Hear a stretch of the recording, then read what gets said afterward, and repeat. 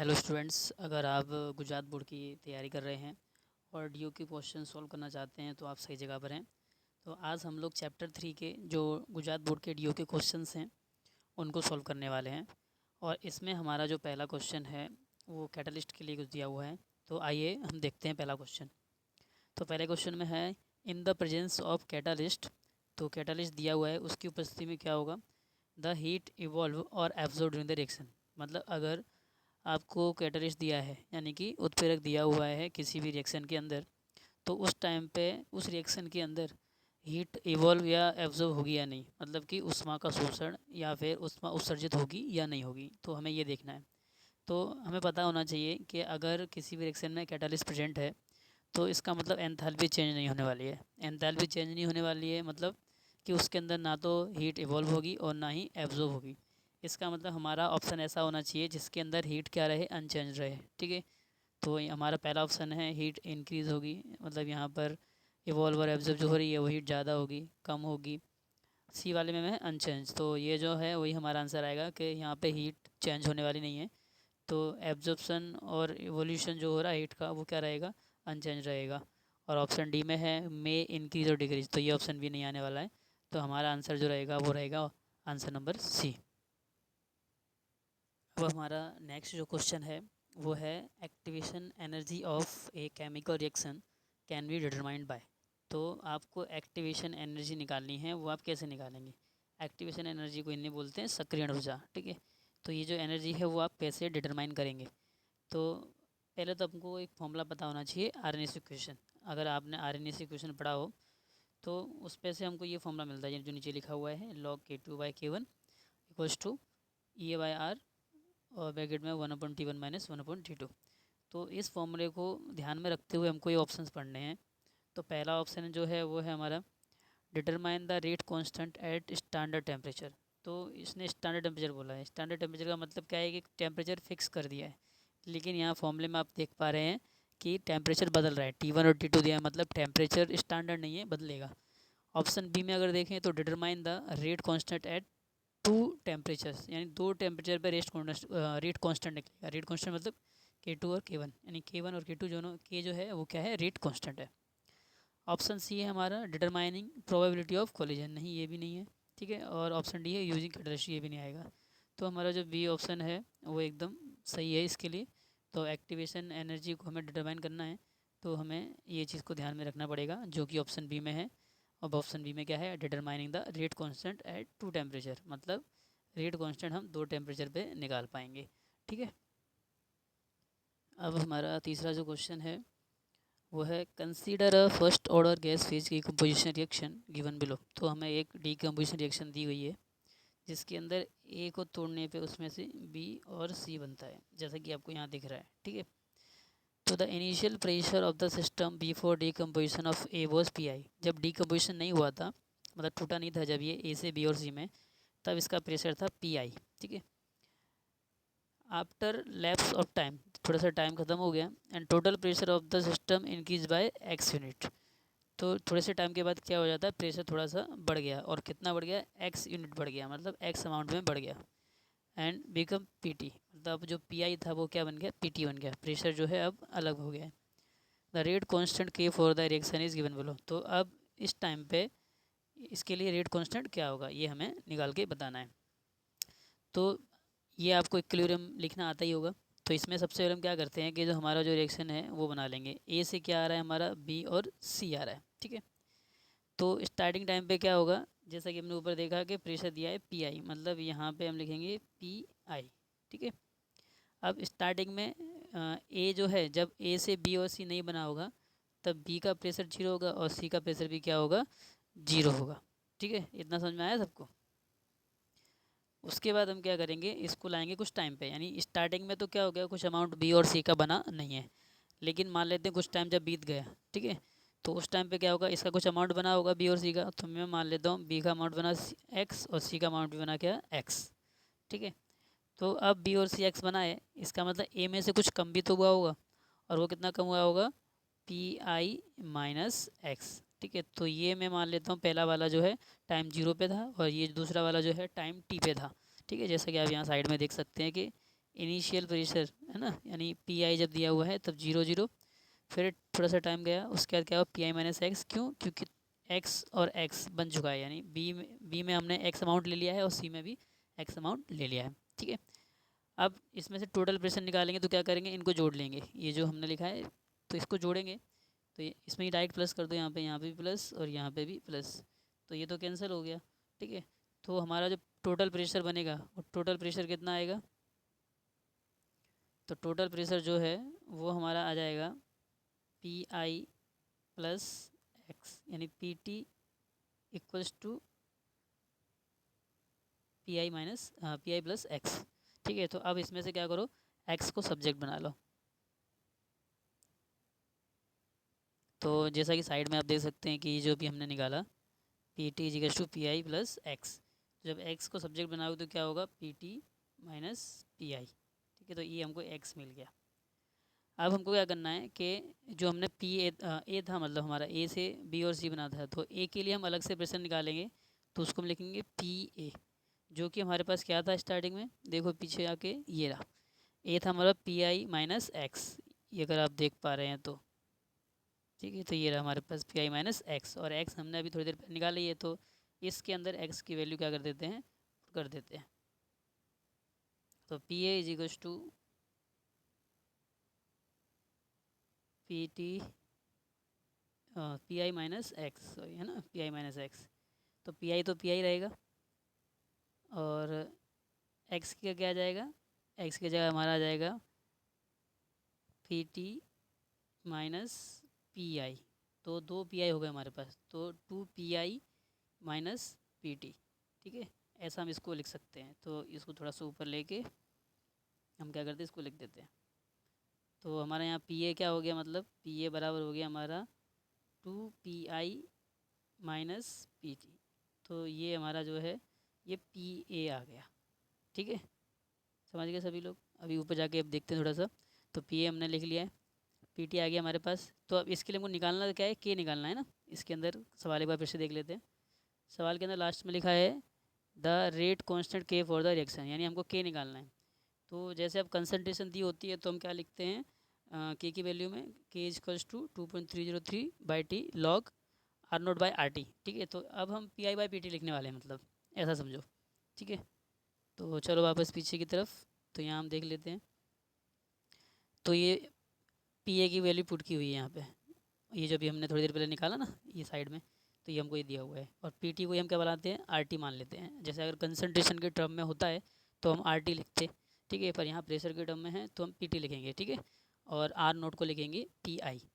तो अब जो ये हमारा फॉर्मूला था के का, वो फॉर्मूला लगा लो, 2.303 upon t log are naught by are t की जगह क्या करेंगे, p i upon p t हमारा ये देखो साइड में, ठीक है, पी टी यहाँ पे पी ए आएगा, मतलब हमारा ए का जो कंसनट्रेशन था ना वो यहाँ पे आ जाएगा, तो वो हमने यहाँ कितना लिया हुआ है, ये रहा जो हमारा, ये जो हमारा यहाँ पे आया दिख रहा है 2 P I minus P T, तो इसको हम यहाँ पे पुट कर देंगे, ठीक है।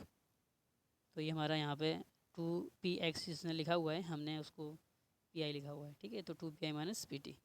तो अभी ऐसा अगर कोई ऑप्शन मैच कर रहा है तो वो हमारा आंसर है, ऊपर चल के देखते हैं, तो ऊपर हमारा आंसर में पहले वाले में तो पी आई माइनस पी एक्स है, एक्स है, ये नहीं आएगा, ये रहा बी ऑप्शन में दिया हुआ है हमको, ठीक है, ये रहा जिसमें 2 P I minus P T दिया हुआ है, तो ऑप्शन बी जो है वो करेक्ट है।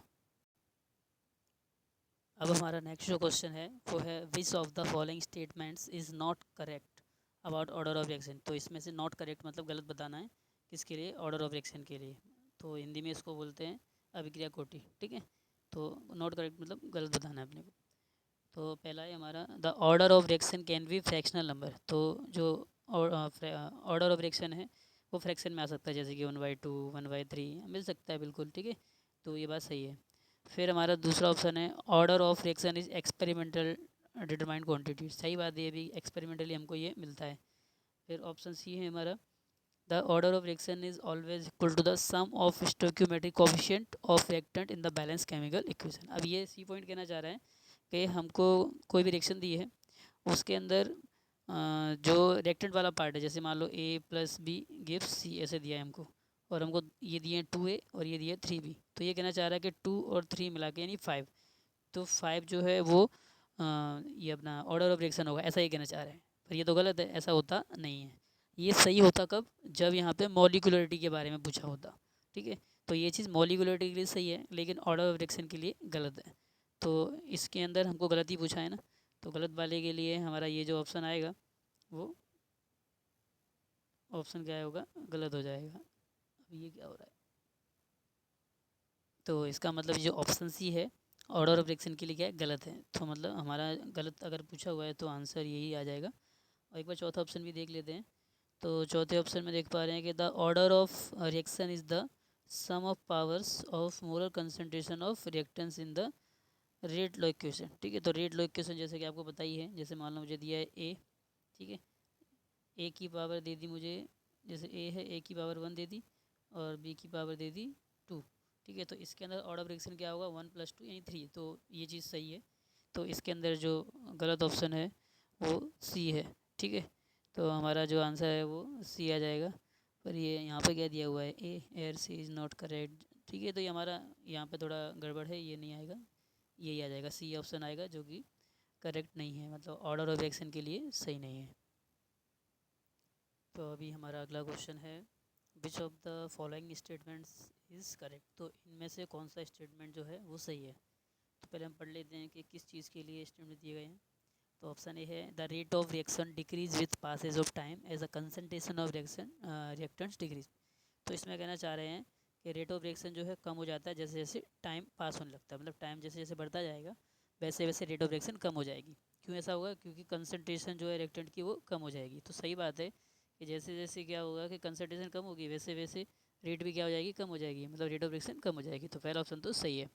ठीक है, दूसरा ऑप्शन देखते हैं, the rate of reaction is same at any time. Any time पे सेम नहीं हो सकता है, क्योंकि जैसे जैसे टाइम पास होगा, जैसे पहला पॉइंट आपने देखा है कि टाइम जैसे जैसे निकलता जाएगा वैसे वैसे रिएक्टेंट जो है उसका अमाउंट घटता जाएगा। ठीक है, घटता जाएगा तो क्या होगा, rate of reaction her time पे सेम मिलेगी नहीं, जैसे पहली सेकंड पे कुछ और होगी, दूसरे पे कुछ और होगी, तो टाइम के साथ साथ में वो बदल जाएगा। तो तीसरा ऑप्शन देखते, मतलब ये तो गलत ही है, सही पूछा है ना हमको। ऑप्शन सी है, the rate of reaction is independent of temperature. नहीं, ऐसा भी नहीं है, टेम्परेचर पे डिपेंड करेगा ये। ठीक है, तो ये ऑप्शन भी क्या है, गलत है। ऑप्शन डी है, the rate of reaction decrease with increase in concentration of reactant. अगर कंसनट्रेशन आप बढ़ा रहे हो, ठीक है, तो रेट ऑफ रिएक्शन भी बढ़नी चाहिए। देखो पहला पॉइंट जो है अगर ये आपको समझ में आ गया तो इससे आप बाकी पॉइंट्स, लास्ट वाला पॉइंट भी देख सकते हैं और दूसरा पॉइंट भी।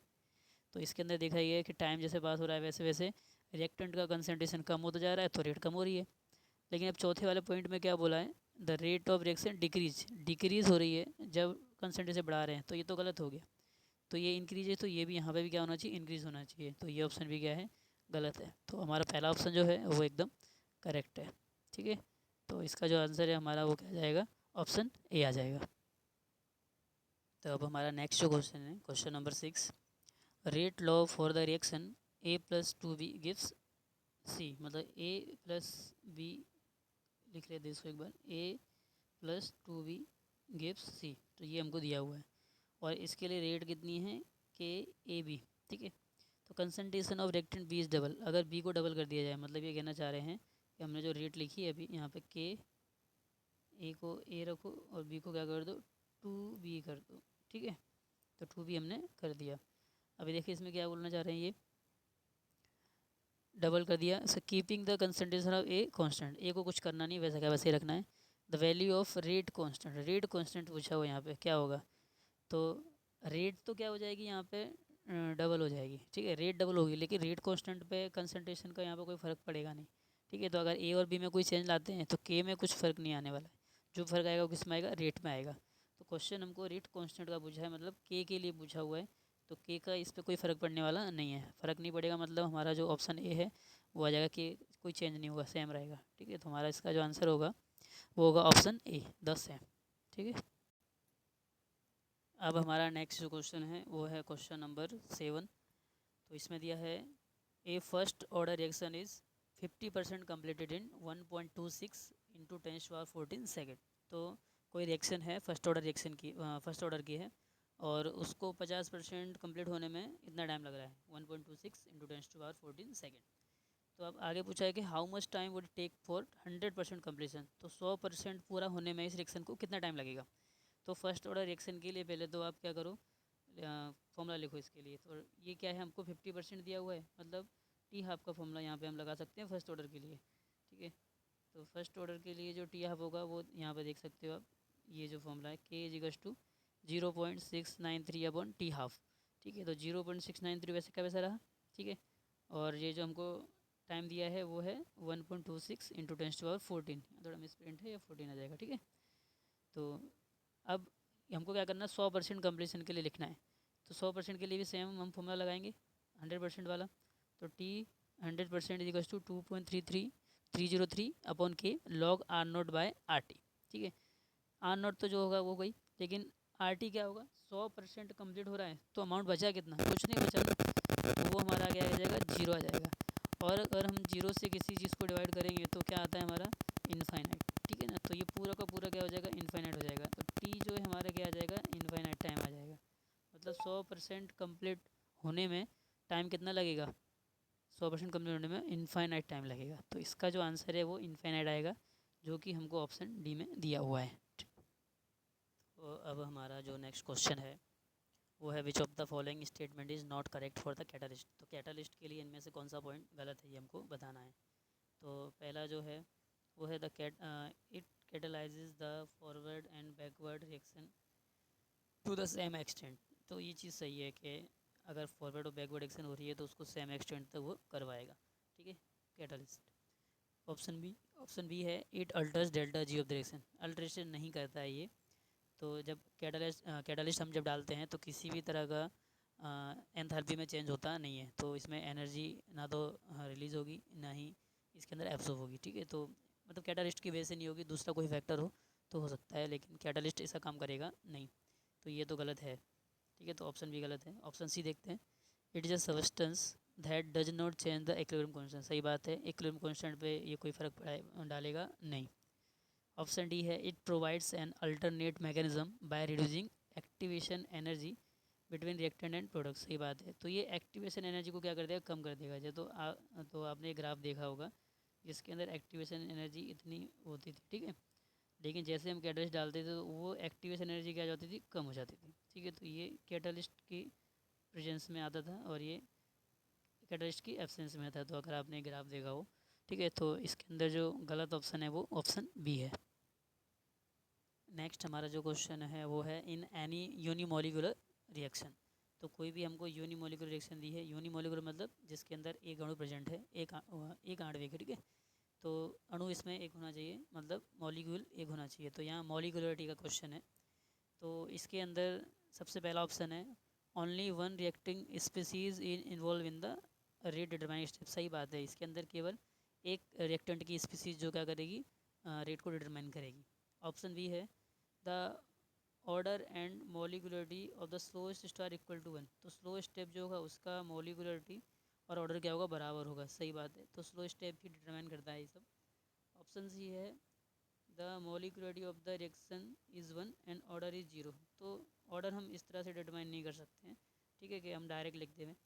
तो ऑर्डर जो है एक एक्सपेरिमेंट डालता है, तो यहाँ ऐसा नहीं होगा कि मॉलिकुलरिटी एक है तो ऑर्डर भी क्या हो जाए, एक हो जाए, ऐसा कुछ नहीं है। तो ये ऑप्शन क्या है, गलत है। फिर ऑप्शन डी है हमारा both molecularity and order reaction are 1। ऐसा नहीं है यूनिमोलिकुलर में 1 है तो ऑर्डर भी बना जाए, ऑर्डर कुछ भी हो सकता है। ठीक है, तो ये ऑप्शन डी और सी दोनों के दोनों गलत हैं। तो यहाँ पे ऑप्शन ए और बी दोनों सही हैं। ठीक है, तो इसके लिए ऑप्शन ए और बी आ जाएगा। अब हमारा नेक्स्ट जो क्वेश्चन है उसके अंदर दिया है during decomposition of activated complex. तो अगर कोई एक्टिवेटेड कॉम्प्लेक्स है और उसको हम डिकम्पोज करें, तोड़ रहे हैं, तो क्या होगा, तो उसमें से क्या होगा, एनर्जी इज ऑलवेज रिलीज। हाँ सही बात है, एनर्जी निकलेगी अगर हम किसी एक्टिवेटेड कॉम्प्लेक्स को क्या करते हैं, तोड़ते हैं। तो दूसरा है एनर्जी इज एब्जॉर्ब, नहीं रिलीज हो रही है, एब्जॉर्ब होगी नहीं। ऑप्शन सी है एनर्जी डज नॉट चेंज, नहीं ऐसा भी नहीं है कि चेंज नहीं होगी, चेंज आएगा। ठीक है, रिलीज हो रही है जैसा कि हमने देखा।